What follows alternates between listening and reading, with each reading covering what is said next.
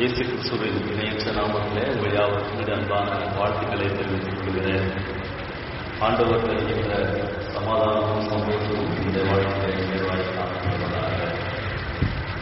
கிறிஸ்துவுக்குள் அன்பானவர்களே, இந்த நாட்களிலே ஒவ்வொரு புதன்களிலும் பிலிப்பியர் நிருபத்திலிருந்து நாம் வார்த்தைகளை கற்றுக்கொண்டு வருகின்றோம். வேத ஆராய்ச்சி கூட்டங்களுடைய நோக்கம் என்ன என்று சொன்னால், வார்த்தைகளை விளக்கங்களை அறிந்து கொள்வது மாத்திரமல்ல, அறிந்து கொண்ட காரியங்களின் மூலமாக நம்முடைய வாழ்க்கையிலே கனிகள் காணப்பட வேண்டும். அதுதான் முக்கியமான ஒரு நோக்கம். நாம் எந்த அளவிற்கு ஆண்டவருடைய வார்த்தைகளை ஆழமாக விளங்கிக் கொள்கின்றோமோ அந்த அளவிற்கு நம்முடைய விசுவாச வாழ்க்கையின் தரம் உயர வேண்டும். பவுல் இந்த கடிதங்களை எல்லாம் அந்த நோக்கத்தோடு தான் விசுவாசிகளுக்கு, ஆதி திருச்சபை மக்களுக்கு அவர் எழுதினார் என்பதை நாம் அறிந்திருக்கின்றோம். அந்த வார்த்தைகளை நாம் கற்றுக்கொள்ளும் பொழுதும் அதே நோக்கம் நிறைவேற வேண்டும். அதுதான் முக்கியமான ஒரு. போன வாரத்திலே பிலிப்பியர் 2ஆம் அதிகாரத்திலே 8ஆம் வசனம் வரைக்கும் நாம் தியானித்தோம். சுவிசேஷத்திற்கு பாத்திரமாக நடந்து முடிகின்ற காரியங்கள், உச்சிமையாயிருக்க புத்திமதி, கிறிஸ்துவுக்குள் 4 ஆசீர்வாதங்கள், இவைகளை குறித்து நாம் பார்த்தோம். இயேசு கிறிஸ்துவை பற்றி சில ஆழமான காரியங்கள், கிறிஸ்துவின் சிந்தை, கிறிஸ்து நம்மை வெறுமையாக்கின காரியங்கள், கிறிஸ்துவின் கீழ்ப்படிதல். இன்றைக்கு 9ஆம் வசனத்திலே இருந்து நாம் தொடர்ந்து கற்றுக்கொள்ளலாம். 2ஆம் அதிகாரத்திலே 9, 10, 11 வசனங்களை நான் வாசிக்கிறேன்.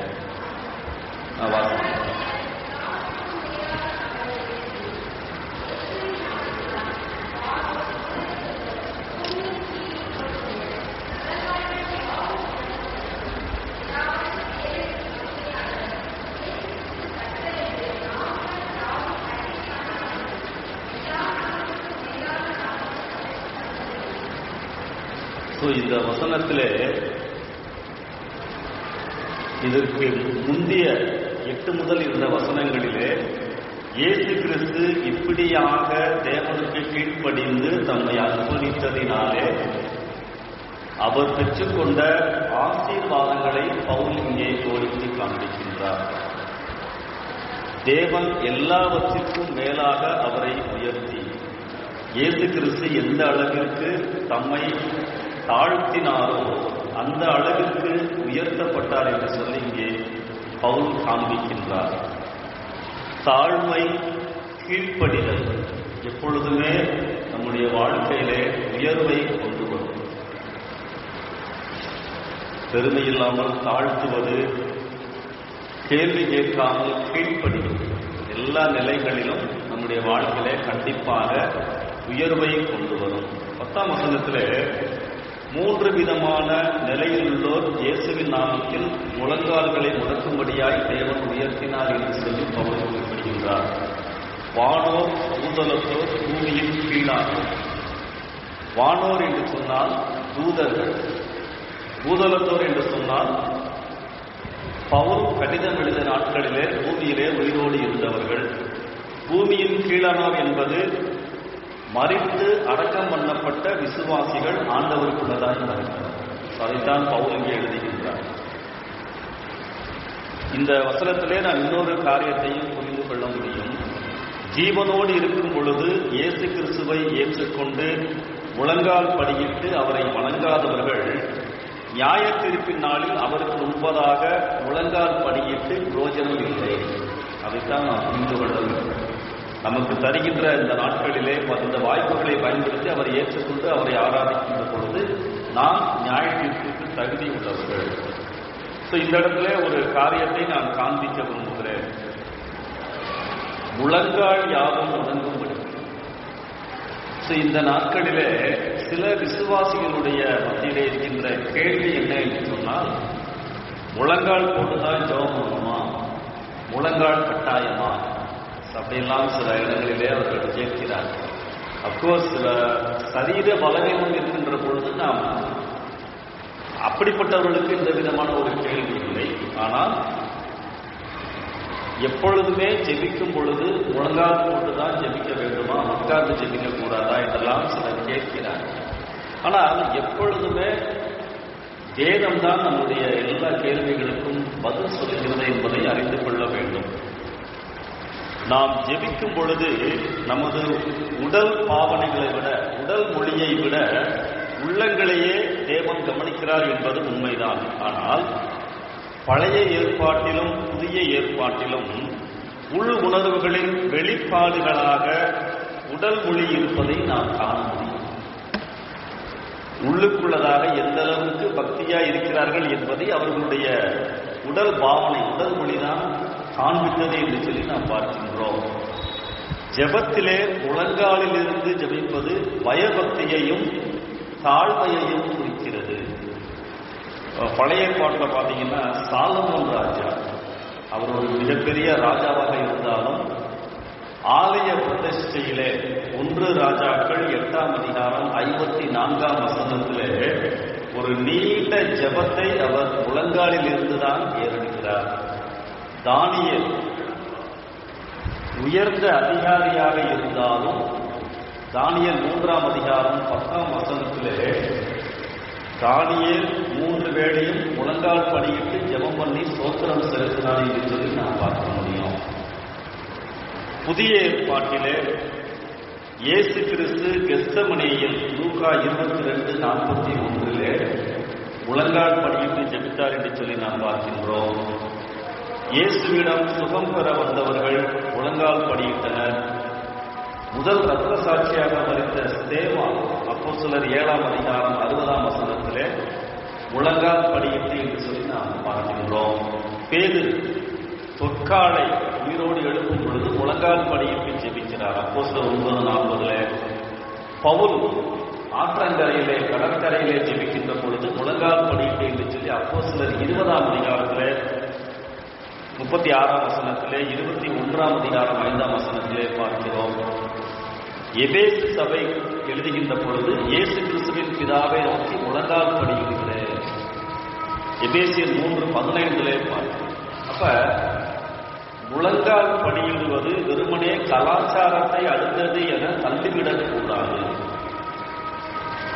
சில சமயம் அந்த தொழுகை நடத்துகின்றவர்கள் கூட்டங்களிலே, வழிபாட்டு நேரங்களிலே, வொர்ஷிப்பிங் ஆராதனை நடத்துகிறவர்கள் என்ன சொல்லுவாங்க, அதிகமாக கரங்களை உயர்த்துங்கள் என்றெல்லாம் சொல்லுவார்கள்.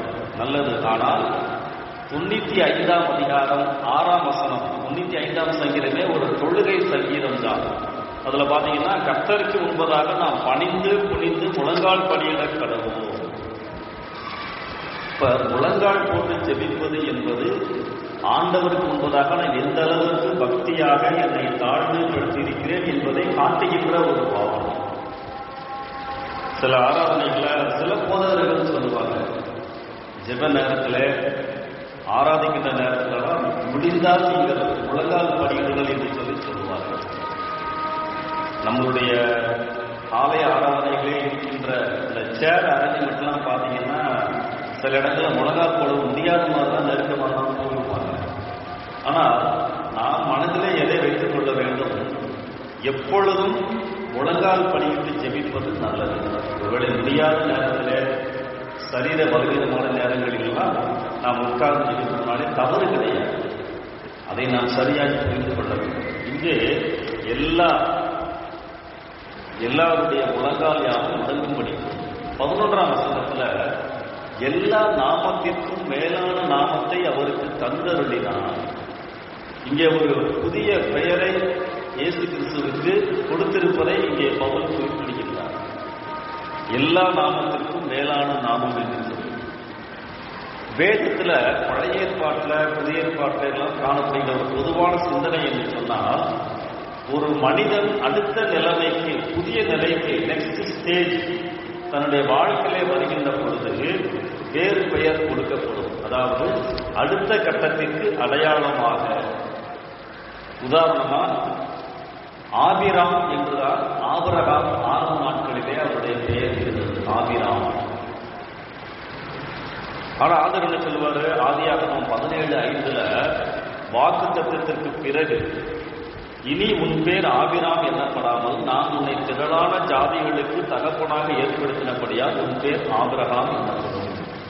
ஆண்டவரோடு வருகின்ற அந்த விசுவாச வாழ்க்கையிலே ஒரு கட்டத்திலே அவர் உயர்த்தப்படுகின்ற நேரத்திலே பெயர் மாற்றப்படுகின்றது.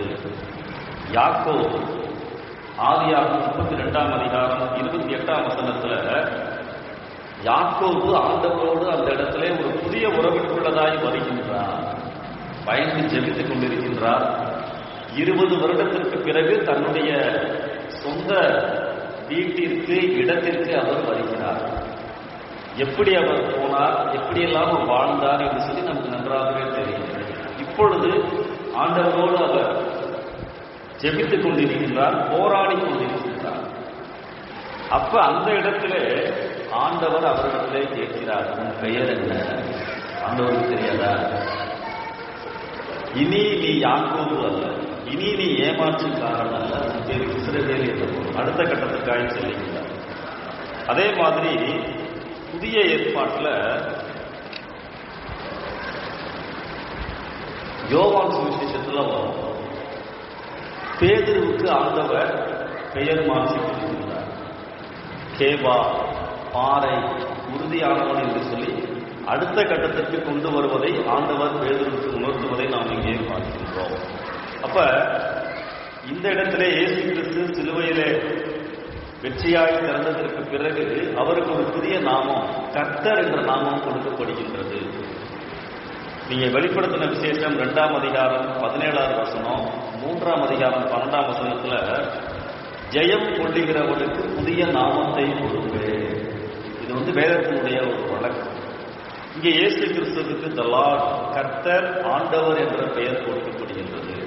லார்ட், கர்த்தர் என்று சொன்னால் மாஸ்டர் அல்லது ஓனர், சொந்தமானவர், எஜமான், அதிபதி என்று அர்த்தம். பொதுவாக அந்த நாட்களிலே இருந்த ரோம பேரரசர்களுக்கு அபிஷியல் டைட்டில் த லார்ட். அது மட்டுமல்ல, அந்த நாட்களிலே இருந்த மற்ற ஹீதன் காட்ஸ், மற்ற கடவுள்களுக்கு இருந்த பெயரும் லார்ட், கர்த்தர் என்று சொல்லுவார்கள். இப்ப கூட பாத்தீங்கன்னா இங்கிலாந்துல இருந்து வந்த முறையின்படி கோர்ட்ல ஜட்ஜ் எப்படி சொல்றாங்க, லார்ட் அப்படிதான் சொல்றாங்க, மை லார்ட் அப்படின்றாங்க. அந்த வார்த்தை இது. ஹீப்ரூல யெகோவா, ஹீப்ரூல யெகோவா என்று அழைக்கப்படுகின்ற வார்த்தை கிரீக்ல கர்த்தர் என்று அழைக்கப்படுகின்றது. அப்ப இங்கே ஆண்டவர், எல்லாவற்றிற்கும் மேலாக உயர்ந்தவர் என்ற புதிய நாமத்தை இங்கே Pavul காண்பிக்கின்றார். He was the king of kings, ராஜாதி ராஜா, உயர்ந்தவர் என்று சொல்லி ஒரு புதிய நாமத்தை பவுல் இங்கே எழுதுவதை நாம் பார்க்கின்றோம். அறிக்கை பண்ணும்படிக்கு எல்லா நாமத்திற்கும் மேலான நாமத்தை அவருக்கு தந்தருளினார் அப்படின்னு சொல்றாரு. சரி, சொல்லிட்டு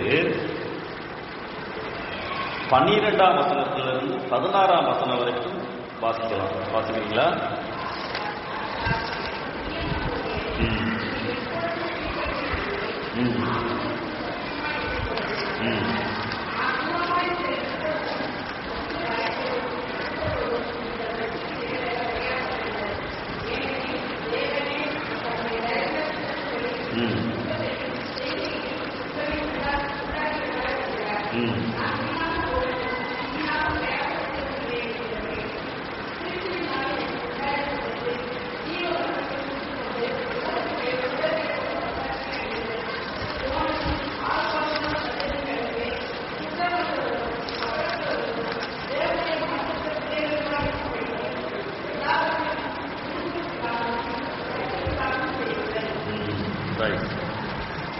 இந்த 12வது வசனம் ஆதலால் என்று ஆரம்பிக்கிறது.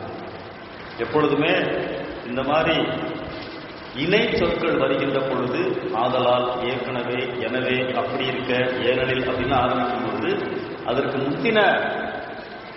இதற்கு முன்பாக எழுதப்பட்ட வசனங்களோடு தொடர்புபடுத்தி அவர் தொடர்ந்து எழுதுகின்றார்.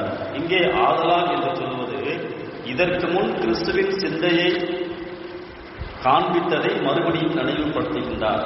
ஆதலால், அதாவது 5ஆம் வசனத்திலே கிறிஸ்து இயேசுவில் இருந்த சிந்தையே உங்களிலும் இருக்க கடவுது. இப்படி கிறிஸ்துவை தரித்து கொண்டவர்களாய் இருக்கிறபடியால் பொறுப்புள்ளவர்களாக இருக்க வேண்டும் என்று சொல்லி அவர் இந்த ஆரம்பிக்கின்றார். ஆதலால் இப்படியெல்லாம் இயேசு கிறிஸ்துவை நீங்கள் அனுபவித்திருப்பதினாலே, இப்படிப்பட்ட இயேசு கிறிஸ்துவை நீங்கள் ஏற்றுக்கொண்டிருப்பதினாலே அப்படின்னு எழுதிட்டு பிரியமானவர்களே அப்படின்னு சொல்றார். அதாவது இந்த பிரியமானவர்களே அப்படின்ற வார்த்தை பவுல் எப்பொழுதுமே தன்னுடைய கடிதத்தில் பயன்படுத்துகின்ற வார்த்தை. சபையார், பவுலை பொறுத்தவரை சபையார் முதலில் நண்பர்கள், அவர்களோடு மிகவும் நெருக்கமாக அவர் வாழ்ந்திருந்தார். ஒரு ஊழியக்காரர் அல்லது ஒரு போதகர் புல்பீட்ல இருந்து பிரசங்கம் பண்ணுகிறவர் மட்டுமல்ல, கூட நெருக்கமாக இருந்து விசுவாசிகளை உற்சாகப்படுத்துகிறவர். அதனாலதான் பவுல் எழுதுகிறார், அவர்களோடு நெருக்கமாய் வாழ்ந்ததினால் பிரியமானவர்களே என்று சொல்லி அவர் உரிமையாக எழுதுவதை நாம் இங்கே பார்க்கின்றோம். நீங்கள் எப்பொழுதும் கீழ்ப்படுகிறபடியே. பிலிப்பு சபையார் தேவனுக்கும் பவுலுக்கும் ஏற்கனவே கீழ்ப்படிந்திருந்தார்கள்.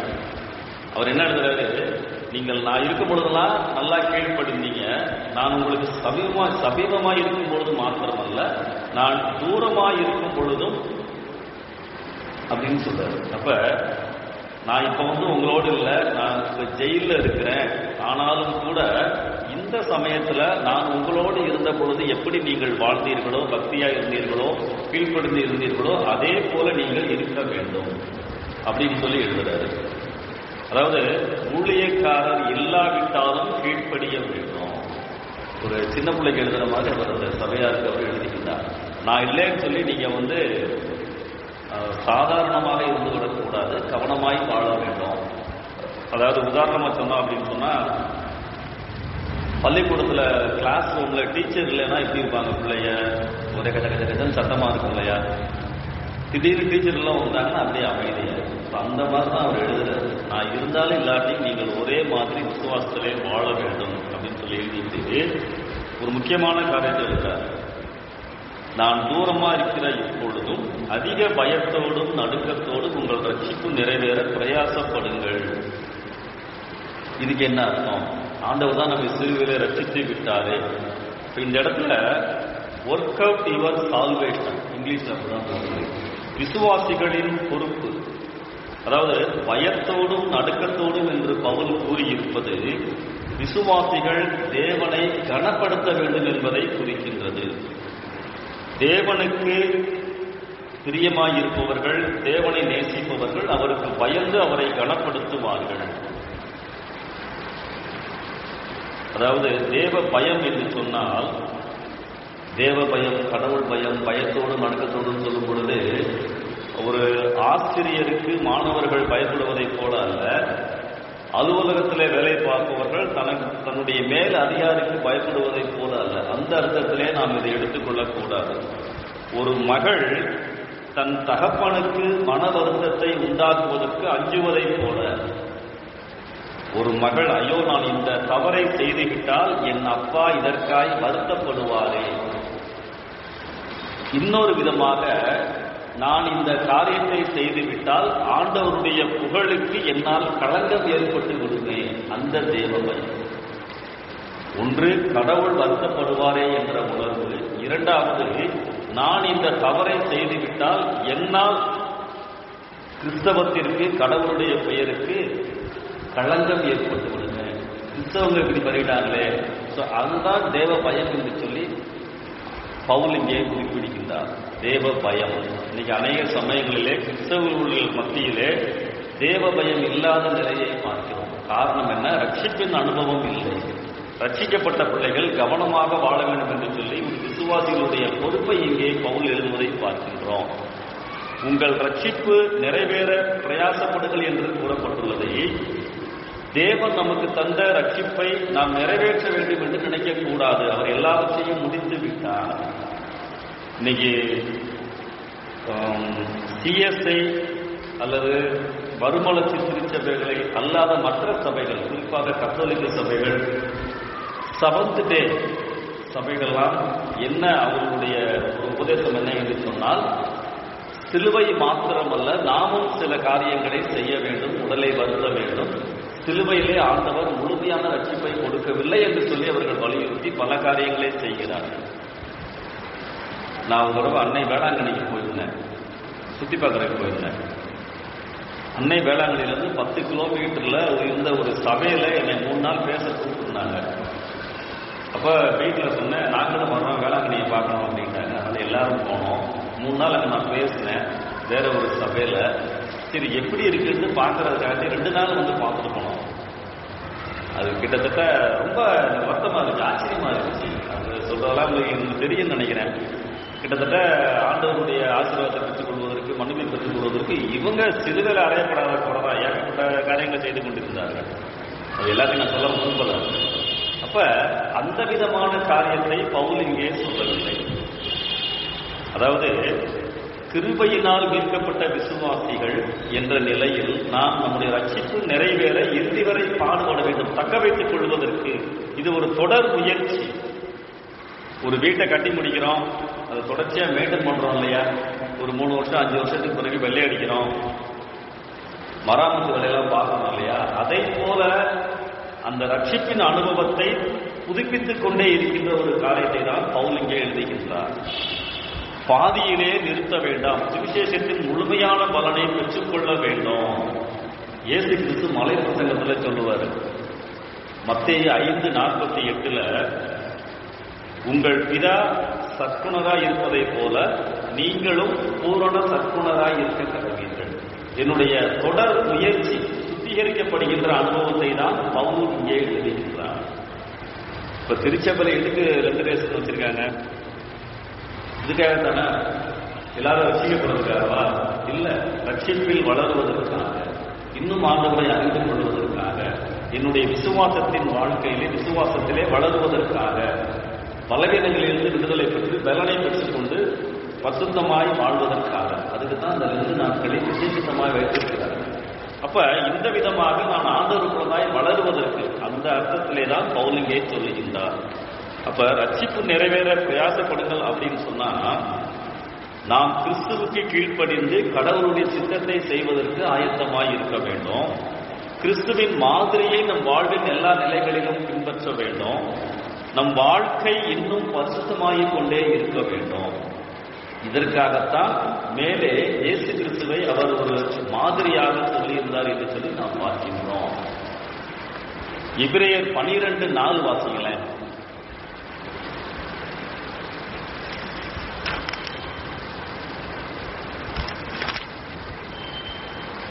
எபிரேயர் 12:4.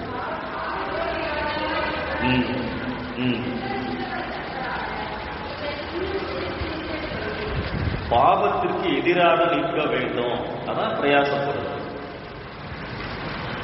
ஆண்டவரை ஏற்றுக்கொள்ளாத வரைக்கும் ஒரு பிரச்சனை இருக்காது, இஷ்டமோட வாழ்ந்துட்டு இருப்போம்.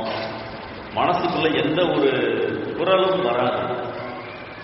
அந்த இடத்துக்கு போலாமா, யாரும் ஒன்றும் சொல்ல மாட்டாங்க. இந்த பாவத்தை செய்யலாமா, செஞ்சுக்கிட்டே இருப்பீங்க. ஆனால் என்றைக்கு ஆண்டவரை ஏற்றுக்கொண்டு ரத்தத்தினால் கழுவப்பட்டு ஆவியானவருடைய பிரசன்னம், ஆவியானவருடைய அபிஷேகம் எனக்குள்ளதாய் வந்து விட்டதோ, அப்ப இருந்துதான் எனக்குள்ளதாக அந்த போராட்டம் ஆரம்பிக்கும். பழைய பாவ தூண்டுதல் வரும் பொழுது செய்யலான்னு ஒரு குரல் வரும், செய்யக்கூடாது. அதுக்கு முன்னாடி அப்படி இருக்காது. அந்த போராட்டம் இருந்தால் ஆண்டவருடைய பிள்ளை அடையாளம். அப்ப இதைத்தான் இந்த வசனத்திலே எபிரேயர்ல பார்க்கணும். பாவத்திற்கு எதிராக இருக்க வேண்டும், இல்லை நான் செய்யக்கூடாது. தானியேல் 1ஆம் அதிகாரத்துல தானியேலுக்கும் 3 நண்பர்களுக்கும் ஒரு சாய்ஸ் வருது. நல்ல பிரியாணி சாப்பிடலாமா, சாம்பார் சாதம் சாப்பிடலாமான்னு. அப்படித்தானே அவங்க சாய்ஸ். ஆனா அவங்க என்ன முடிவு பண்ணாங்க? நல்லவைகளை போல தோற்றமளிக்கின்ற சோதனை, இதை சாப்பிட்டா ஆண்டவருக்கு பிடிக்காது, அதனால எங்களுக்கு இது வேண்டாம். ராஜாவுக்கு படைக்கப்பட்ட உணவுல யூதர்கள் சாப்பிடக்கூடாது என்று சொன்ன உணவுகள் இருக்கும். விக்கிரகத்துக்கு படைக்கப்பட்டு கொண்டு வந்திருப்பாங்க, ரத்தத்தை கலந்துருப்பாங்க, இதெல்லாம் இருந்துச்சு. அப்ப அந்த இடத்துல அவங்க ஒரு முடிவு எடுக்கிறாங்க. அவங்களுக்கு ஒரு போராட்டம். எவ்வளவு நாள் போராட்டம் சொல்லுங்க? எவ்வளவு நாள்? தானியேலும் நண்பர்களும் ராஜாவின் உணவை வெறுத்து வெஜிடேரியன் உணவு சாப்பிட்டது எவ்வளவு நாட்கள்? 3 வருஷம். கரெக்ட். 10 நாள் டெஸ்ட் பண்ணி பார்ப்பாங்க. 3 வருஷம். அதான் போராட்டம். அப்ப இந்த போராட்டத்திற்கு நான் விழுந்து விடக்கூடாது. யோசேப்புக்கு ஒரு சாய்ஸ் வந்துச்சு இல்லையா? அவங்க ஒவ்வொரு நாளும் அதை வந்து கொண்டிருந்தது. அது ஒரு நாள் நடக்கல. போத்திபார் மனைவியின் மூலமாக everyday she was coming and tempting Joseph. ஆனால் ஓடிவிட்டார். இந்த போராட்டம் அவங்களுக்கு இருக்கும்போது எதிர்த்து நிற்க வேண்டும். அதைத்தான் பவுல் எழுதுறாரு. ரட்சிப்பு நிறைவேற பிரயாசப்படுங்கள். அப்ப அதுக்கு என்ன செய்யணும்? அதுக்கு தான் மார்னிங் டிவோஷன், பலப்படுதல், கிருபையினால் நிரப்பப்படுதல், அபிஷேகிக்கப்படுதல். காலையில ஆண்டவருடைய பாதத்துல ஒரு அரை மணி நேரமாவது தனியாய் அமர்ந்து பலப்படுத்தப்பட வேண்டும். அதுக்கு தான் பைபிள் ரீடிங் குவைட் டைம் அப்படின்னு சொல்லி சொல்றோம். அது என்னை பலப்படுத்தும், என்னை சுற்றிலும் இருக்கின்ற பாவ தூண்டுதல்களில் இருந்து என்னை காப்பாற்றும். பிரயாசப்படுங்கள். பாவத்துக்கு எதிராக நிற்க வேண்டும். நமக்குள் இருக்கும் பரிசுத்த ஆவியானவரின் விருப்பங்களை செயல்படுத்த வேண்டும். ஆண்டவர் எனக்குள்ளதாய் விருப்பங்களை கொடுக்கின்ற ஆண்டவர். அதான் அடுத்தது அழகா 13 வசனம். அப்புறம் கிறிஸ்துவின் சாயல் நமக்குள் வெளிப்பட பிரயாசப்பட வேண்டும். சுபாவ அளவில் முன்னேற்றங்கள், தெய்வீக சாயல், கனிகள், இதைத்தான் அவர் எழுதுகிறார். அப்ப விசுவாசத்தினாலே நான் ரட்சிக்கப்படுகிறேன். ஆனால் அதற்கு பிறகு என்னுடைய வாழ்க்கையிலே என்னுடைய முயற்சி ஆண்டவருடைய சாயலை பெற்றுக்கொள்ள வேண்டும் என்ற நிலையிலேயே இருக்க வேண்டும். மாறுதல். அதைத்தான் இங்கே உங்கள் ரட்சிப்பு நிறைவேற பிரயாசப்படுங்கள். ரைட். அதாவது ஒரு உதாரணமா சொன்னா அப்படின்னு சொன்னா, ஒருத்தர் என்ன சொல்றாருன்னா, மருத்துவர் மருந்து எழுதி தர முடியும், அந்த மருந்துகள் ஒரு நோயாளியை குணப்படுத்த முடியும். ஆனால் அந்த மருந்தை உட்கொள்ளாமல் அந்த மருந்து நோயாளிக்கு சுகத்தை கொடுக்காது. ஆண்டவர் நம்மளோடு இருக்கிறார். நாம் தான் சில காரியங்களை தெரிந்தெடுத்து செய்ய வேண்டும். தெரிந்தெடுப்பு நம்ம கூட தான் இருக்கு இல்லையா? இதுக்கு உதாரணம் பார்த்தீங்கன்னா, யோசுவா புத்தகத்துல 1 அதிகாரத்துல 3ஆம் வசனத்திலிருந்து 9ஆம் வசனம் வரைக்கும் ஆண்டவர் நல்ல ஒரு வாக்குத்தத்தம் கொடுத்திருப்பாரு.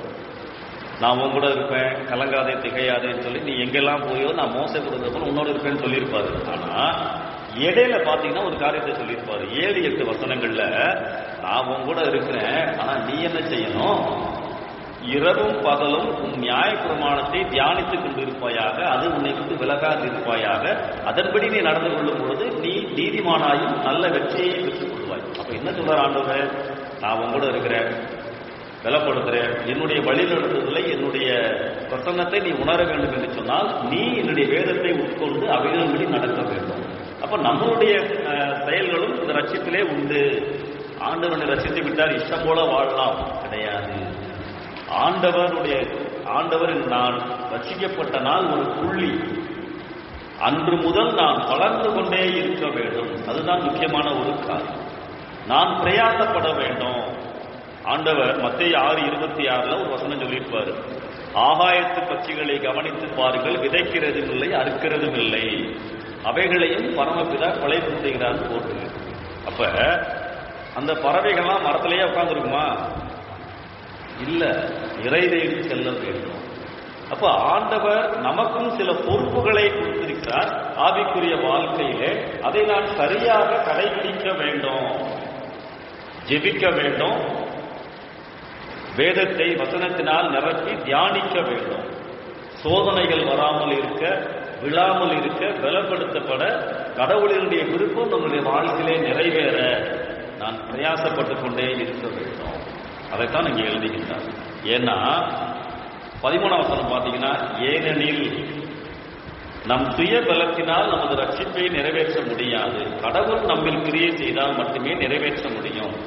அவர் விருப்பம் நிறைவேற பலன் மட்டுமல்ல, நிறைவேற்ற வேண்டிய விருப்பத்தையும் கொடுக்கிறார். அதாவது இந்த 13ஆம் வசனம் வந்து முக்கியமான ஒரு வசனம். எனக்குள்ளதாக ஆண்டவர் விருப்பத்தை கொடுக்கிறார்.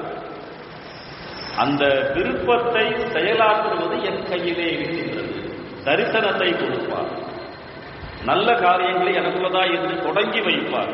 அதைத்தான் ஆரம்பத்தில் எழுதிப்பார் இல்லையா? பிலிப்பியர் 1ஆம் அதிகாரம் 5ஆம் வசனத்துல, உங்களில் நற்கிரியைகளை தொடங்கினவர் அப்ப அவருடைய விருப்பத்தை செய்யும்படியான காரியங்களை அவரே எனக்குள்ளதாய் இருந்து கொடுக்கிறார்.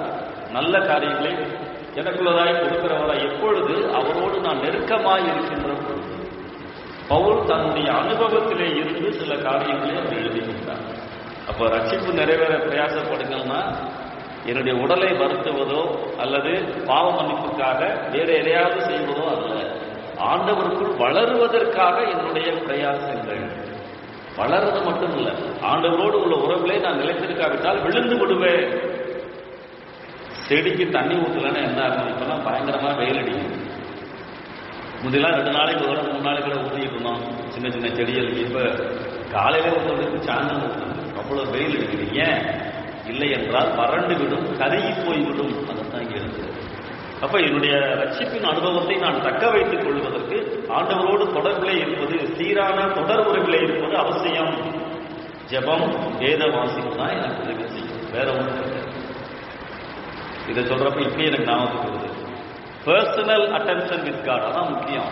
இன்னைக்கு நம்மள நிறைய காரியங்கள் இருக்குது. மொபைல் எடுத்து பார்த்தோம்னா யூடியூப்ல நிறைய பார்க்க முடியும், கேட்க முடியும். அதெல்லாம் எக்ஸ்ட்ராவாக வைத்துக் கொள்ள வேண்டும். காலையில் எந்திரிச்சு ஒரு பெரிய செய்தியை போட்டு உட்காந்துட்டு அது உங்களுடைய குவைட் டயத்துக்கு ஆல்டர்னேட்டா நினைக்காதீங்க. நீங்க ஆண்டவரோட உட்காரணும், நீங்க ஆண்டவரோட பேசணும், நீங்க வார்த்தைகளை தியானிக்கணும். அதான் முக்கியமான ஒரு காரியம். மற்றவைகள்லாம் எக்ஸ்ட்ரா தான். ஒரு புத்தகம் வாசிப்பதை போல ஒருத்தங்களுடைய சிந்தனையை நம்ம கேட்கிறதெல்லாம் எக்ஸ்ட்ராவாக இருக்க வேண்டும், அடிஷனலாக கூடுதலாக இருக்க வேண்டும். அதை நீங்க கேட்டாலும் ஒண்ணுதான், கேட்காட்டியும் பரவாயில்ல. ஆனா இது கண்டிப்பா நம்ம செய்யணும். இந்த டெய்லி ஆண்டவருக்குள்ளதாக நான் வளர்கின்ற காரியத்தை. சரி, இப்ப 14 இருந்து 16 வரைக்கும் வாசிங்க. 14 to 16.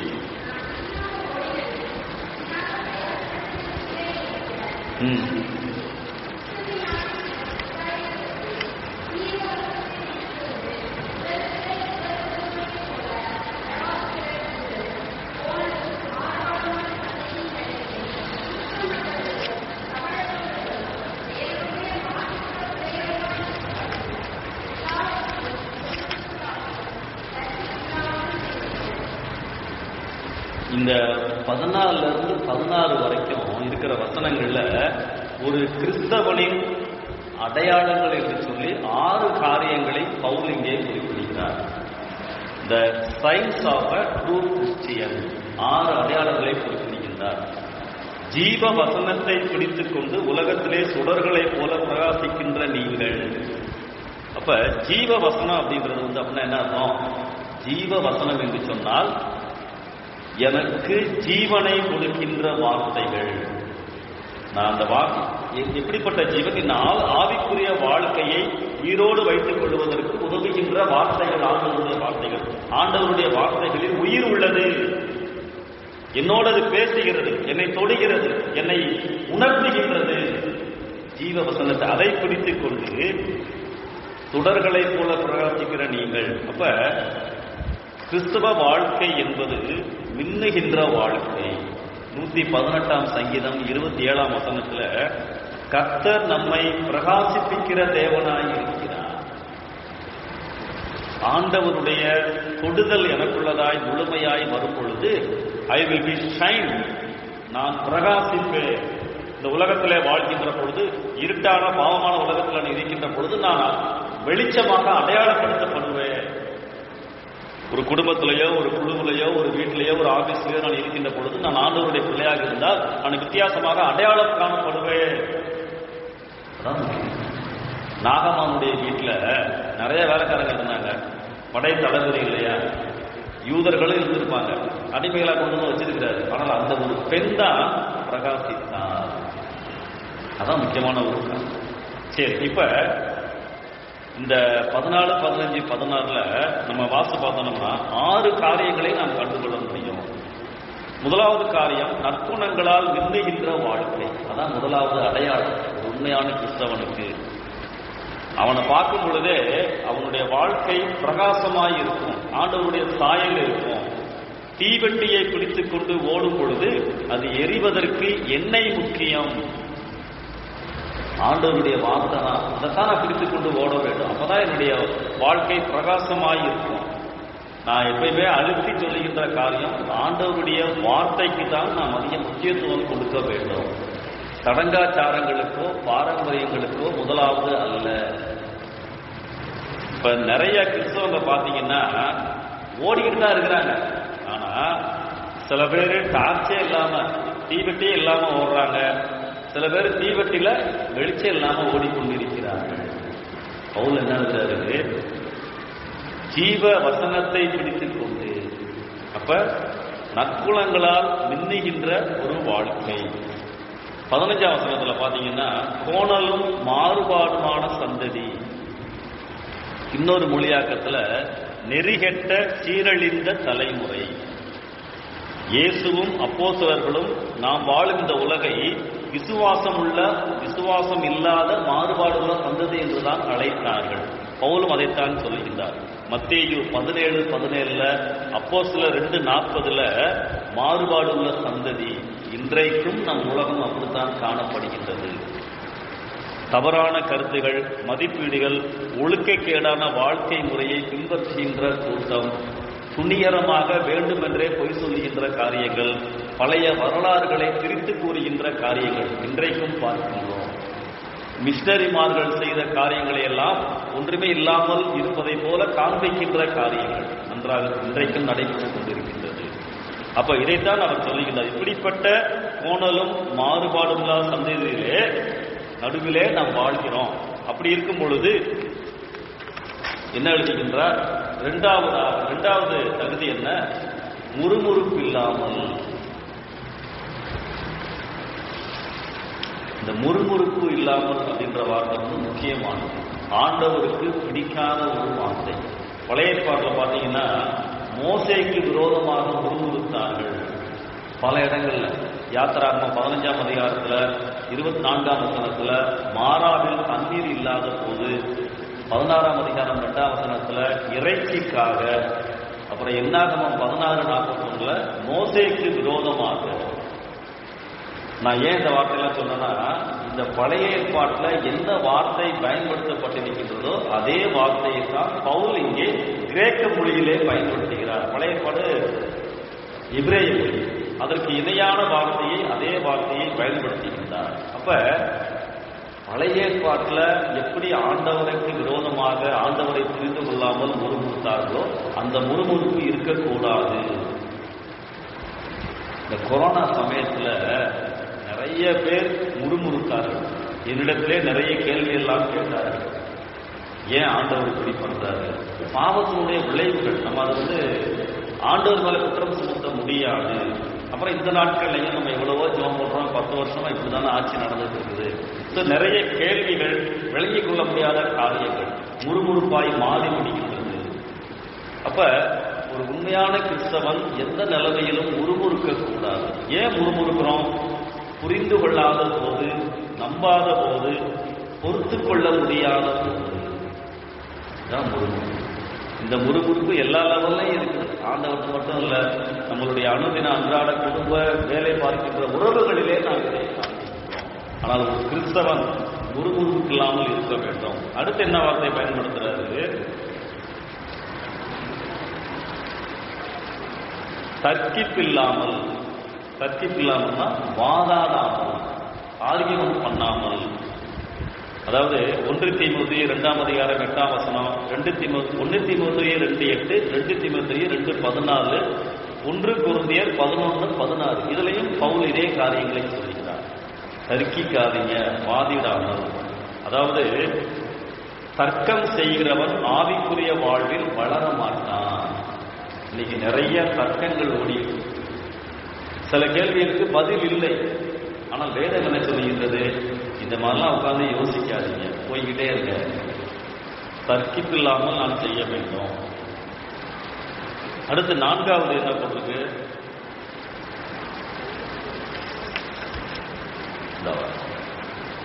குற்றமற்றவர்களாக.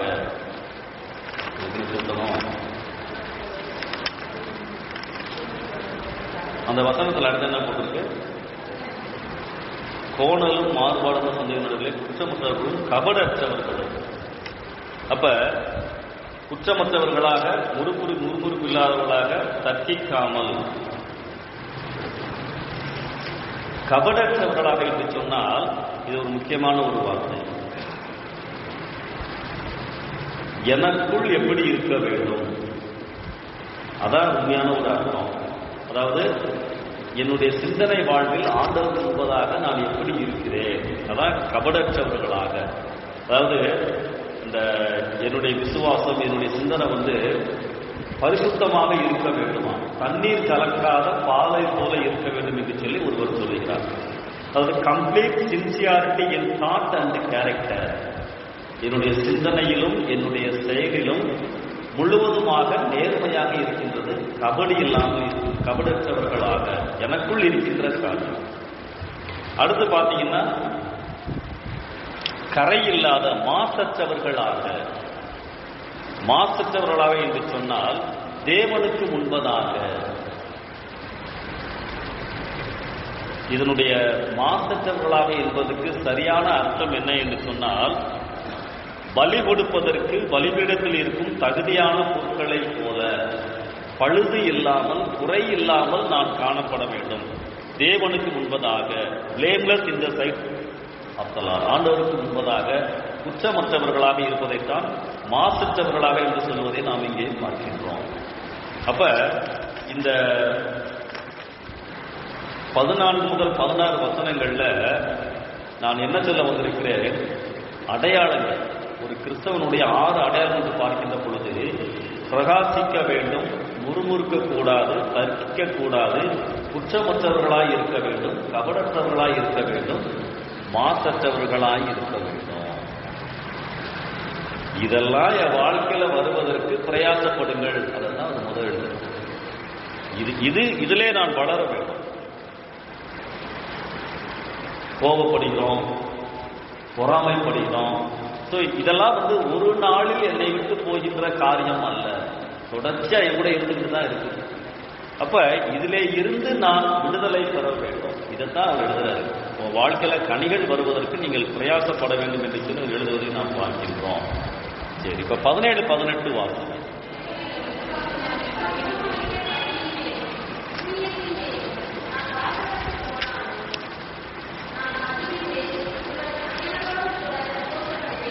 இங்க போதுமா? 17, 18. இது நிமித்தம் நீங்களும். ஆமென். இங்க பவுல் தன்னுடைய விசுவாசமாகிய பலி ஊழியத்தை பிலிப்பு சபையாருடைய ஆவிக்குரிய வாழ்க்கையோடு இணைத்து எழுதுகின்றார். ஏன்னா பவுல் மூலமாகத்தான் அவர்கள் ஆண்டவரை ஏற்றுக்கொண்டார்கள். உங்களுடைய விசுவாசம் வளருவதற்கு என்னுடைய காரியங்கள் எல்லாம் உங்களுக்கு பிரயோஜனமாய் இருக்கிறது. பவுல் எதை மனதிலே வைத்து எழுதுகிறார் என்று சொன்னால், அந்த நாட்களிலே புற இனத்தவர்கள் செய்கின்ற பலியிலே என்ன பண்ணுவாங்களா, அந்த பலி செலுத்தும் பொருளின் மீது திராட்சை ரசத்தை ஊற்றுவார்களாம். நன்றாய் எரிவதற்கு, தூண்டி விடுவதற்கு திராட்சை ரசத்தை ஊற்றுவாங்களாம். நல்லா எரியுது. அந்த பலி எரிஞ்சு முடிச்சதுக்கு பிறகு திராட்சை ரசம் இருக்காது, பலி வெற்றிகரமாய் நடந்து முடிந்திருக்கும். அதே போல நீங்கள் ஆண்டவருக்கு உங்களை பலியாய் ஒப்புக் கொடுத்திருக்கிறீர்கள். உங்களுடைய பலி சிறந்த பலியாய் இருப்பதற்கு என்னை நான் திராட்சை ரசத்தை போல ஊற்றுகிறேன். நான் காணாம போயிடுவேன், நீங்க ஆண்டவருக்கு பிரியமாய் இருப்பீர்கள். அந்த அர்த்தத்தில் யோவான் ஸ்நானகன் சொல்வார் இல்லையா, நான் வனாந்திரத்திலே கூப்பிடுவதற்கு சத்தமாய் இருக்கிறேன். நான் ஒன்லி சவுண்டு தான், ஆண்டவர் தான் எல்லா காரியங்களும் என்று சொல்லி எழுதுவதை போல இங்கே பவுல் எழுதுவதை நாம் இங்கே பார்க்கின்றோம். உங்கள் விசுவாச வாழ்க்கைக்காக, நீங்கள் ஆண்டவரோடு நடக்கின்ற வாழ்க்கைக்காக நான் என்னையே ஊற்றுகிறேன், பலியாக்குகிறேன். அந்த தியாகத்தை இங்கே அவர் குறிப்பிடுகிறார். அதைத்தான் சொல்லுகிறார். அதற்காக நான் மகிழ்ந்து சந்தோஷப்படுகிறேன், நீங்களும் இதற்காக சந்தோஷப்படுகிறார். அப்ப பவுல் ஊழியத்துல தன்னுடைய ரோல் அதை அவர் எழுதுகின்றார். ஏன்னா அவர் சீக்கிரமாக மரண தண்டனை நிறைவேற்றப்படலாம். எனவே தன்னுடைய மரணத்தை அவர்களுக்கான பலியாக குறிப்பிடுகிறார். நீங்கள் ஆண்டவருக்குள்ளதாய் வளருவதற்கு, ஆண்டவருக்குள்ளதாய் இன்னும் ஆண்டவரை புரிந்து கொள்வதற்கு கொள்வதற்கு, ஆண்டவரை ஏற்றுக்கொள்வதற்கு எப்படி திராட்சை சத்தை ஊற்றுவார்களோ அதே போல நான் ஒரு தூண்டுகோலாக இருந்து மறைந்து விடுகிறேன். ஒரு ஊழியக்காரருடைய, உண்மையான ஊழியக்காரருடைய பங்கு இதுதான் என்று சொல்லி பவுல் இங்கே காண்பிக்கிறார். அவர் பெருகவும் நாம் சிறுகவும் வேண்டும். அதான் முக்கியமான ஒன்று. பில்லி கிரகாம் ஒரு தடவை சொல்லியிருப்பார். அவர் புகழ்பெற்ற ஒரு ஊழியக்காரர். அவரை குறித்து நம்ம நிறைய செய்திகள் கேள்விப்பட்டிருக்கோம். அவர் தன்னுடைய ஊழியத்தில் ஒரு தடவை இந்த வார்த்தையை சொல்லியிருப்பார். ஒரு ஊழியக்காரனுடைய உண்மையான ஊழியம் என்ன என்று சொன்னால், மக்கள் விசுவாசிகளை ஆண்டவரோடு இணைப்பதற்கு உதவி செய்வது. உண்மையான ஊழியக்காரனுடைய வேலை விசுவாசிகளை, மக்களை ஆண்டவரோடு நெருக்கமாக்குவதற்கு உதவி செய்வது. அதான் அந்த ஊழியம். ஆனா இன்னைக்கு நான் குறை சொல்லவில்லை, வேறு விதமாக செயல்படுகிறார்கள். ஒரு மத்தியஸ்தர்களைப் போல இருக்கிறார்கள்.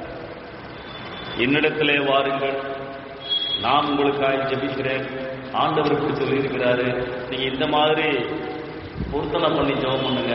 இதெல்லாம் தவறான உபதேசங்கள். ஊழியக்காரனுடைய வேலை சத்தியத்தை சொல்லிட்டு இதெல்லாம் பண்ணா ஆண்டவர் கூட இருப்பாருப்பா, நீ ஆண்டவரா அவ்வளவுதான். தூண்டி விடுதல் தான், தூண்டி விட்டு மறைந்து விடுவது தான் ஊழியக்காரனுடைய வேலை. நாம் சரியாய் புரிந்து கொள்ள வேண்டும். ஏன் சந்தோஷப்படுறாரு? நீங்க ஏன் மூலமா ஆண்டவருக்குள்ள வந்திருக்கிறீங்க, இதுதான் ஆண்டவர் மூலமா எனக்கு கிடைத்திருக்கின்ற பரிசு, தியாகத்தினால் சந்தோஷம். அப்ப ஊழியத்திலே பாடுகளின் மத்தியிலே கனிகளை பார்க்கும் பொழுது சந்தோஷம். சில சமயம் ரீசெண்டா கூட நான் போன வாரம் ஒரு சபைக்கு போயிருந்தேன். சில சமயம்லாம் வரிசையா பேசுறதுனால கொஞ்சம் சரீர பலவீனம் இருக்கும், இல்ல மனசுல ஏதாவது ஒரு போராட்டம் இருக்கும். டெய்லி பிரசங்கம் பண்றதுனால ஒரு சலிப்பு மாதிரி ஒரு பெருமையான உணர்வுலாம் வருவதற்கு வாய்ப்பு உண்டு. 2 தடவை பிரசங்கம் முடிச்சுட்டு நான் 3 நாள் பேசிட்டு வரும் பொழுது 2 இடத்துல 2 சகோதரி என்கிட்ட சொன்னாங்க. ஒரு சகோதரர் சொன்னாங்க, ஐயா நீங்க 3 நாள் பேசினது எனக்காகவே நீங்க பேசுனீங்க, ரொம்ப பிரயோஜனமா இருந்துச்சு, ஆண்டவருக்கு ஸ்தோத்திரம். இந்த மாதிரி நடக்கும் பொழுது எனக்கு வருகிற சந்தோஷம் என்ன, ஆண்டவர் பயன்படுத்துகிறார். அவங்க ஆண்டவரை விசுவாசிக்க ஆரம்பிச்சிட்டாங்க. அந்த சந்தோஷம், அதைத்தான் பவுல் இங்கே எழுதுவதை நாம் இங்கே பார்க்கின்றோம். பாடுகளின் மத்தியில், வெறுமைகளின் மத்தியில் கனிகளை பார்க்கும் பொழுது வருகின்ற சந்தோஷம். நம்ம மிஷனரிகள் வில்லியம் கேரி, ராக்லாண்டு, கால்டுவெல், போப், இவங்கெல்லாம் அவங்களுடைய வாழ்க்கை வரல, ரேனியஸ் ஐயர், நீங்க அதெல்லாம் படிச்சு பார்த்தீங்கன்னா நான் நிறைய சமயத்தில் இந்த மிஷனரிகளுடைய வரலாறுகளை படித்துக் கொண்டே இருக்கேன். அவங்க வாழ்க்கையில எவ்வளவு கஷ்டங்கள், போராட்டங்கள், மனதில் சில பாதிப்புகள், வெறுமை, தனிமை, பிரிவு, குடும்பத்தில் இழப்பு, இவைகள் மத்தியிலையும் கீப் ஆன் மூவிங் போயிட்டே இருப்பாங்க. அதுதான் ஆச்சரியமா இருக்கும். அப்ப அந்த கனிகளை பார்த்து, இப்ப ரேனியஸ் ஐயர்லாம் பார்த்தீங்கன்னா 150 திருச்சபைகளை உருவாக்கி இருக்காரு திருநெல்வேலி பக்கத்துல. அதெல்லாம் அவங்களுக்கு ஒரு சந்தோஷத்தை கொடுத்துருக்கும் இல்லையா? இவ்வளவு பாடுகள்லையும் கூட அவர் அப்படியே டிராவல் பண்ணிக்கிட்டே இருப்பாங்க. அதே மாதிரி வில்லியம் கேரி, நிறைய உபத்திரவங்கள். சந்தோஷத்துக்கு காரணம் என்ன? ஊழியத்திலே பார்க்கின்ற கனிகளின் மூலமாக பெற்றுக்கொண்ட உற்சாகம், சந்தோஷம். அதைத்தான். சரி, இப்ப 19 to 30 வரைக்கும் அதை வாசிக்க வேணா, நான் ஒவ்வொன்றா சொல்லிடுறேன், நேரம். இங்கே அன்றையும் நானும் உங்கள் செய்திகளை அறிந்து மனத்தேர்தல் அடையும்படி சீக்கிரமாய் தீமோத்தேயுவை உங்களுக்கு அனுப்பலாம் என்று கர்த்தராகிய இயேசு கிறிஸ்து நம்பியிருக்கிறேன். அதென்னவென்றால் உங்கள் காரியங்களை உண்மையாக விசாரிக்கிறதுக்கு என்னை போல மனதுள்ளவன் அவனை என்று வேறு ஒருவன் என்னிடத்திலே இல்லை. இங்க தொடர்ந்து நீங்க பாத்தீங்கன்னா 2 மனிதர்களை பவுல் குறிப்பிடுகிறார். ஒன்னு தீமோத்தேயு, ஒன்னு எப்பாப்பிரோசை குறிப்பிடுகிறார். இந்த தீமோத்தேயுவை பார்க்கும் பொழுது அதுக்கு முன்னாடி நானும் உங்கள் செய்திகளை அறிந்து மனத்தேர்தல் அடையும்படிக்கு. பவுலும் சில சமயங்களிலே சோர்வுக்குள்ளான நேரங்களிலே இருக்கிறார், சோர்ந்து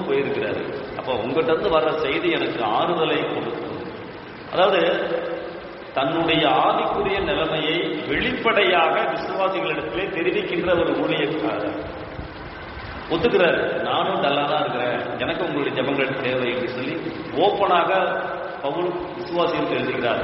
உங்க மூலமா எனக்கு ஆறுதல் வேண்டும் அப்படின்னு சொல்லி எழுதிட்டு தீமோத்தேயுவை அனுப்புவதாக சொல்லுகிறார். தீமோத்தேயு குறித்து ஒரு கேரக்டர் ஸ்டடியே உண்டு, அது நேரம் கிடைக்கும்போது நான் சொல்லுகிறேன். இந்த தீமோத்தேயு அம்மா யூதஸ்ரீ, அப்பா கிரேக்கர்.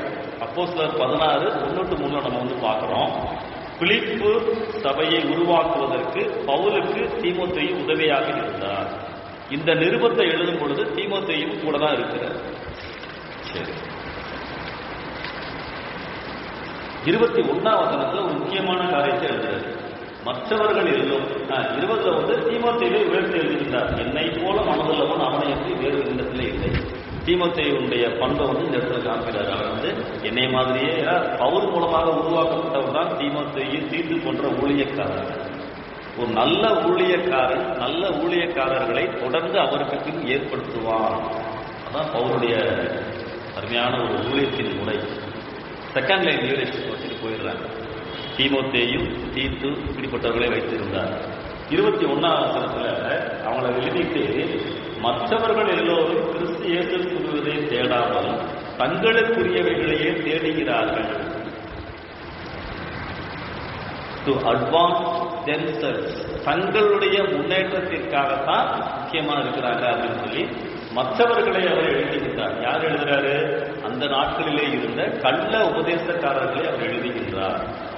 இதே பவுல் 1 கொரிந்தியர் 10:24 வசனத்துல ஒவ்வொருவரும் தன் சுய பிரயோஜனத்தை தேடாமல் பிறருடைய பிரயோஜனத்தை தேட கடவன், தன்னலம் அல்ல பிறர் நலம். பிலிப்பியர் 2:4 அவனவன் தனக்கானவர்களை அல்ல பிறருக்கானவர்களையும் நோக்குவானாக. அப்ப இந்த வசனத்துல என்ன எழுதுறாரு? இயேசு கிறிஸ்துவுக்குரியவர்களை தேடாமல். அப்ப பவுல் விசுவாசிகளுக்கு நமக்கு சொல்லுகின்ற ஆலோசனை என்ன? இயேசு கிறிஸ்துவுக்குரியதை நாம் தேட வேண்டும். இதேதான் 2ஆம் அதிகாரம் 5ஆம் வசனத்தில் எழுதியிருப்பார் இல்லையா? கிறிஸ்து இயேசுவில் இருந்த சிந்தையே உங்களிலும் இருக்க கடவுது. அப்ப எனக்கு விருப்பமான காரியங்களில் கவனம் செலுத்தாமல் இயேசு கிறிஸ்து விரும்புகின்ற காரியங்களில் கவனம் செலுத்த வேண்டும். அதுதான் இங்கே பவுல் எழுதியிருக்கிறார். விசுவாசம், பரிசுத்தம், கீழ்ப்படிதல், தியாகம், விட்டு கொடுத்தல், தாழ்மை. சரி, இங்க இயேசு கிறிஸ்துக்குரியதை தேடாமல் அப்படின்னா எவைகளில் இயேசு கிறிஸ்து விருப்பமாக இருந்தார்? அது முக்கியம் இல்லையா? இயேசு கிறிஸ்துவை பற்றி சொல்லும் பொழுது 3 காரியங்களை நாம் உணர்ந்து கொள்ள முடியும். அவருடைய ஊழியத்தின் பாதையில இருந்து பிதாவின் விருப்பத்தை நிறைவேற்றுவதில் விருப்பமாக இருந்தார். அதை நோக்கித்தான் அவர் அதை தேடிக்கொண்டிருந்தார். Doing God's will is Jesus top priority. தேவனுடைய விருப்பத்தின்படி வாழ்வதுதான், செய்வதுதான் இயேசு கிறிஸ்துவனுடைய முதன்மை நோக்கமாயிருந்தது. யோவான் 4:34 என்னை அனுப்பினவருடைய சித்தத்தை செய்து அவருடைய கிரியையை முடிப்பதே என்னுடைய போஜனமாயிருக்கிறது. 5:30 யோவான் நான் என் சுயமாய் ஒன்றும் செய்கிறதில்லை, எனக்கு சித்தமானதை நான் தேடாமல் என்னை அனுப்பின பிதாவுக்கு சித்தமானதையே தேடுகிறேன். யோவான் 6:30 என் சித்தத்தின்படி அல்ல என்னை அனுப்பினவருடைய சித்தத்தின்படி செய்யவே வானத்திலிருந்து வந்தேன். கடைசியில கெத்செமனே ஜெபம் உங்களுக்கு தெரியும் இல்லையா? லூக்கா 22:42 ஆண்டவரே உமக்கு சித்தமானால் இந்த பாத்திரம், இந்த ரோல் என்னை விட்டு போகட்டும், ஆனாலும் என் விருப்பம் அல்ல ஆண்டவரே உம்முடைய விருப்பம். அப்ப இதை இயேசு கிறிஸ்து தேடினதை போல என்னுடைய வாழ்க்கையிலே நான் இவைகளை தேட வேண்டும். என்னுடைய வாழ்க்கையிலே ஆண்டவருடைய நோக்கம் என்ன? ஒவ்வொருவருக்கும் ஆண்டவர் ஒரு ப்ளூ பிரிண்ட் வச்சிருக்கிறார். ஆண்டவரே உம்முடைய வழியில் என்னை நடத்தும். 143ஆம் சங்கீதத்துல உங்களுக்கு பிரியமானதை செய்ய எனக்கு போதித்தரணும். அப்ப எவைகளில் ஆண்டவர் விருப்பமாக இருந்தால் அவருடைய சித்தத்தை செய்வதிலே. அப்ப நமக்கு பிரியமான காரியங்களை நம் வாழ்வில் அனுமதிப்பதா, தேவனுக்கு பிரியமான காரியங்களை நம் வாழ்வில் அனுமதிப்பதா? அது ஒண்ணு. 2வது being with God through prayer. ஜெபத்தில் தேவனோடு நேரம் செலவழிப்பதில் ஆர்வமாக இருந்தார் இயேசு.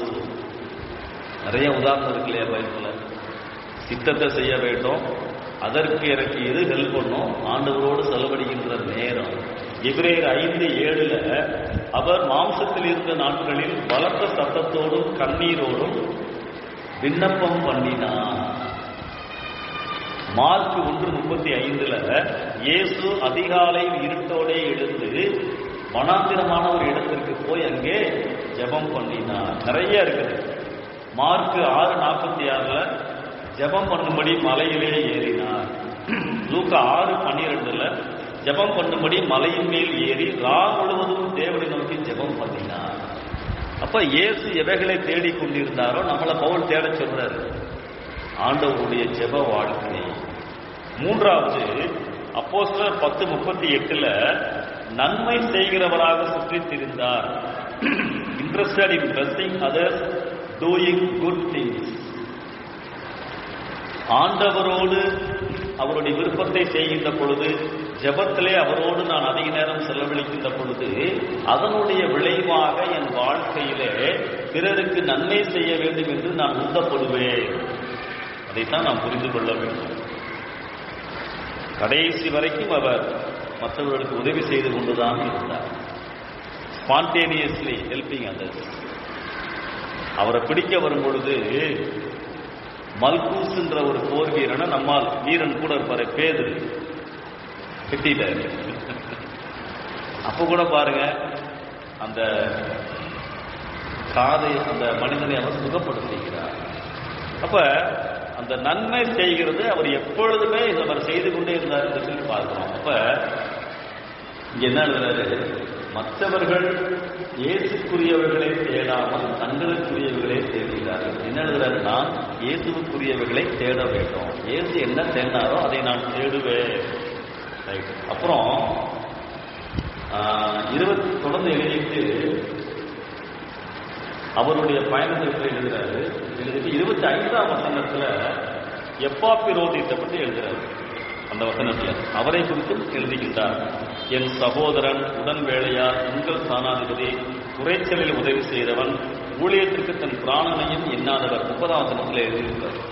இந்த 30ஆம் வசனத்துல ஏன் எழுதுறாரு அப்படின்னு சொன்னா, ஜெயில இருப்பவனை கைதியை ஒருவன் பார்க்க போனால் அவனையும் சந்தேக கண்ணோடு பார்ப்பார்கள். பவுலுடைய மரணத்திற்கு பின்னும் அவனை தேட விசாரிக்க வாய்ப்பும் உண்டு. இன்னைக்கு அது நடக்குது இல்லையா? ஜெயிலில் யாராவது பார்க்க போனா குற்றவாளியோடு தொடர்பிலே இருந்தால், குற்றவாளிக்கு ஒரு போன் பண்ணியிருந்தா கூட, அங்கிருந்து ஒரு போன் மெசேஜ் வந்தா கூட சந்தேகப்படுறதுக்கு ஆட்கள் உண்டு. அதே மாதிரிதான் அந்த நாட்களில் இருந்தது. ஆனாலும் கூட எப்பாப்பிராத்து பவுலை பார்க்க போறதுனால எனக்கு உயிர் போனாலும் பரவாயில்லை, நான் பவுலை சந்திப்பேன். விசுவாசிகள் அந்த நாட்களிலே அந்த அளவிற்கு இருந்தார்கள் என்று சொல்லி நாம் பார்க்கின்றோம். அப்புறம் அவனை குறித்து தொடர்ந்து எழுதுறாரு, வியாதியா இருந்தாலும் எழுதுறாரு. எழுதிட்டு அவர் உங்களோட அனுப்புற எல்லாம் சொல்லி எழுதிட்டு அந்த அதிகாரத்தை அவர் முடிக்கிறார். இப்போதான் சரி, இப்ப நம்ம அந்த 2ஆம் அதிகாரம் முடிச்சிட்டோம். இன்னும் நம்மளுக்கு ஒரு 20 நிமிஷம் இருக்குது. 3ஆம் அதிகாரத்துக்குள்ள நம்ம வந்து போகலாம். 2ஆம் அதிகாரத்துல முக்கியமா பார்த்தது இயேசு கிறிஸ்துவனுடைய காரியங்களை குறித்து பார்த்தோம். விசுவாசியினுடைய கிறிஸ்துவனுடைய 6 குணாதிசயங்களை பார்த்தோம். ரட்சிப்பு நிறைவேற ஏன் பிரயாசப்பட வேண்டும் என்று சொல்லி பார்த்தோம். முக்கியமான காரியங்கள். 3ஆம் அதிகாரம்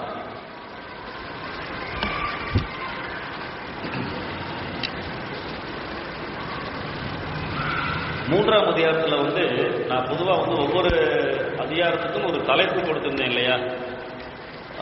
முதல் அதிகாரத்துல கிரைஸ்ட் இஸ் அவர் மெசேஜ், இயேசு கிறிஸ்துவே செய்தியாக இருக்கிறார். 2ஆம் அதிகாரத்துக்கு கிரைஸ்ட் இஸ் அவர் மாடல், இயேசு கிறிஸ்து எனக்கு மாதிரியாக இருக்கிறார். 3ஆம் அதிகாரம் பார்த்தீங்கன்னா கிரைஸ்ட் இஸ் அவர் மோட்டிவ், இயேசு கிறிஸ்துவே என் வாழ்க்கையின் உந்து சக்தி. அதை குறித்து தான் பவுல் எழுதியிருப்பார்.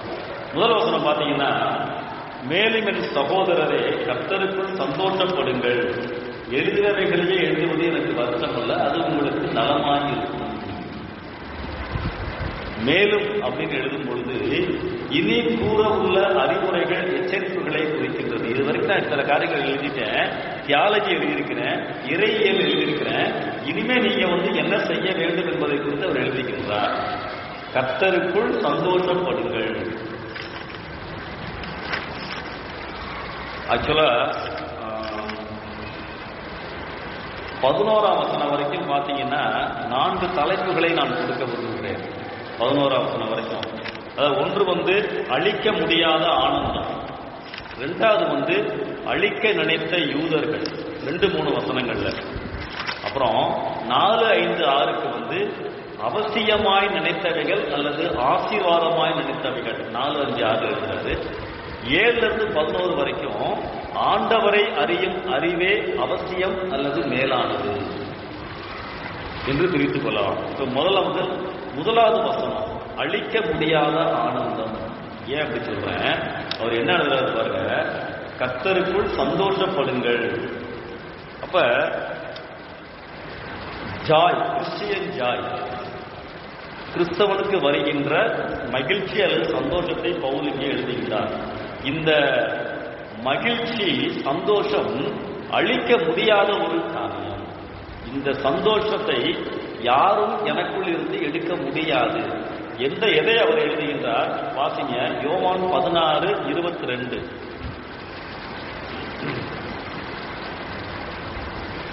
யோவான் 16:22.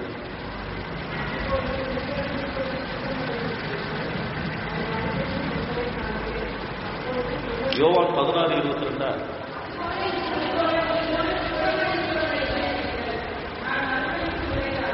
இல்லம்மா, உங்கள் சந்தோஷத்தை ஒருவனும் உங்களுக்கு எடுத்து போட மாட்டான் அப்படின்ற வசனம் அதுலதான் வருதா? வாசி.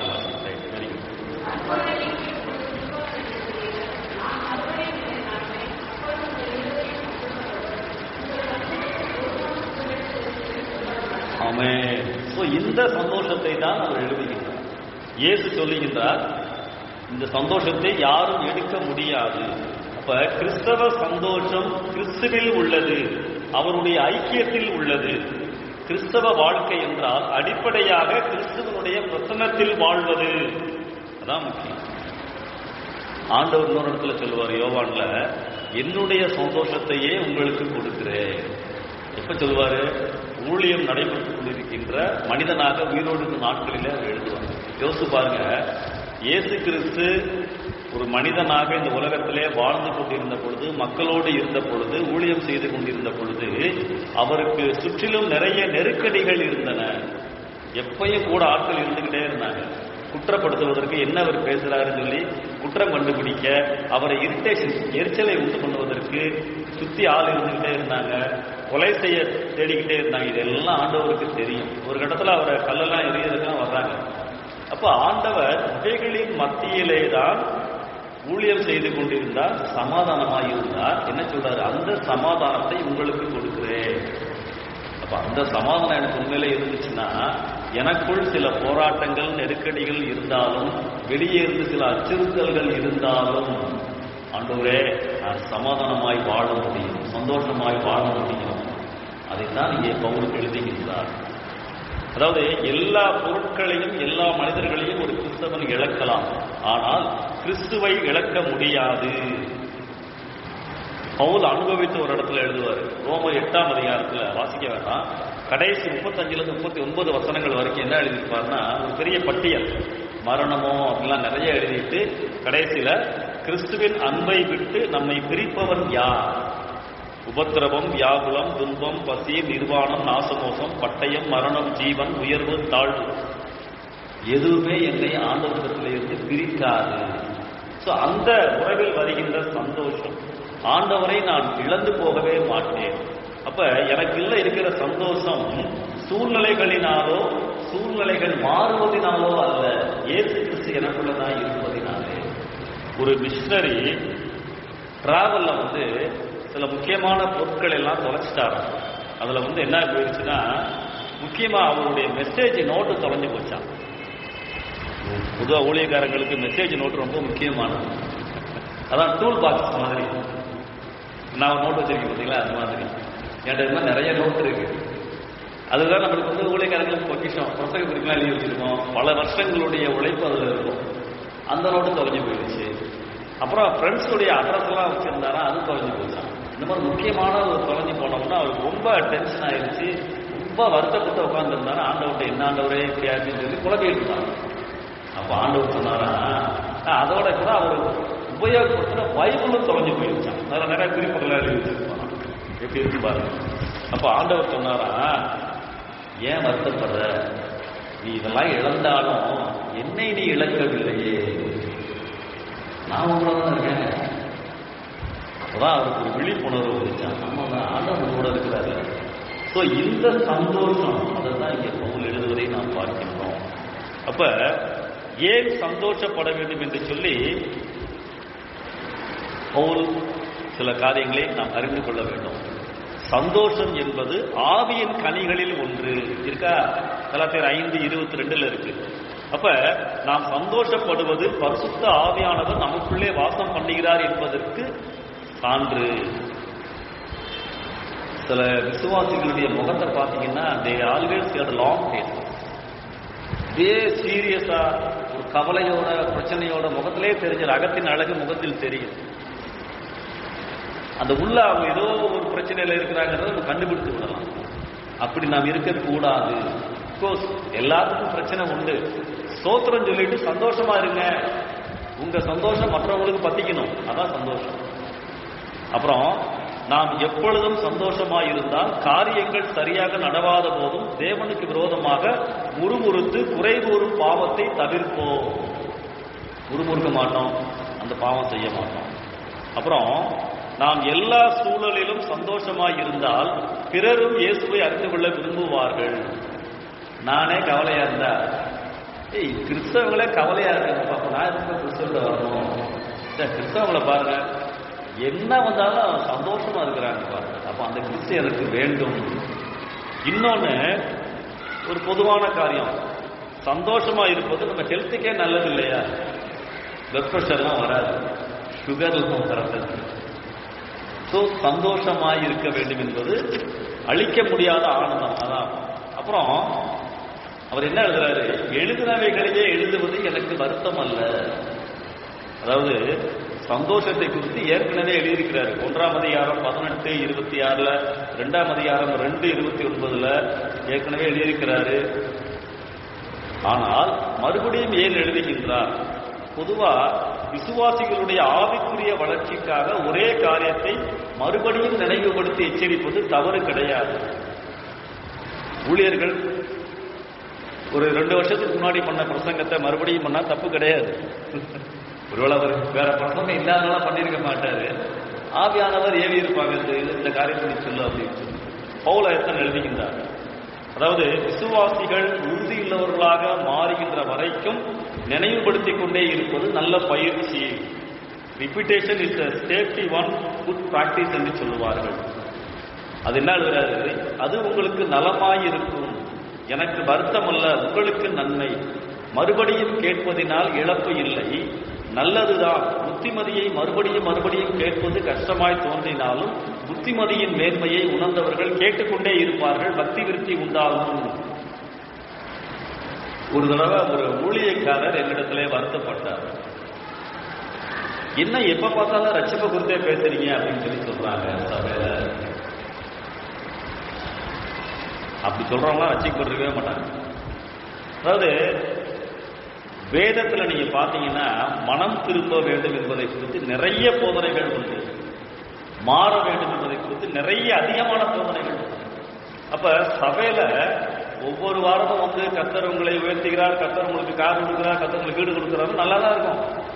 ஆனால் ஆண்டவருக்கு முன்பதாக நான் எப்படி வாழ வேண்டும் என்பதை உணர்த்துவதுதான் சரியான அருளுரை. அப்ப பவுல் மறுபடியும் அது தேவையானதை எழுதுகின்றார். Good teacher always repeat. ஒருவேளை இங்கே சில ஆசிரியர்கள் இருக்கலாம், மறுபடியும் மறுபடியும் மாணவர்களுக்கு திரும்ப திரும்ப நினைவுபடுத்துவது நல்ல ஒரு பழக்கம் என்பதை நாம் அறிந்து கொள்ள வேண்டும். சரி, 2-3 அதை மட்டும் முடிச்சிருவோம். அழிக்க நினைத்த யூதர்கள், அதான் தலைப்பு. 2-3 யாராவது வாசிங்க.